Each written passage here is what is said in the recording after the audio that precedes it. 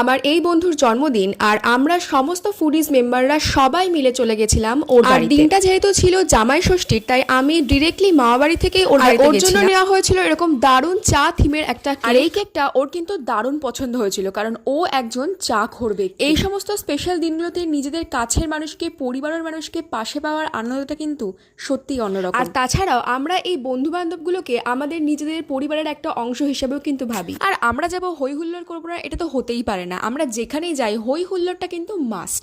আর cake কাটার পর কেকটা যতটা খাওয়া হয় বেশি হয় মাখামাখি। কে কাকে কেক মাখাবে এই নিয়ে চলছে দৌড়াদৌড়ি। কেক মাখবে না বললে হবে? পাশে যখন আমরা আছি এইভাবে ভূত তো বানাবোই। আমরা যে বাড়িতে যাব সেই বাড়িতে এরকম তাণ্ডব চলতেই থাকবে। যাই হোক, এটা নতুন কিছু। আর আমাদের এই বন্ধুর জন্মদিনে আমাদের সমস্ত ফুডিজ মেম্বারের তরফ থেকে ওর জন্য কেক আর এই টি শার্টটা নিয়ে যাওয়া হয়েছিল। এরপরে বার্থডে কেক খেয়ে নাচানাচি করে তারপরে একটু চাউমিন খেয়ে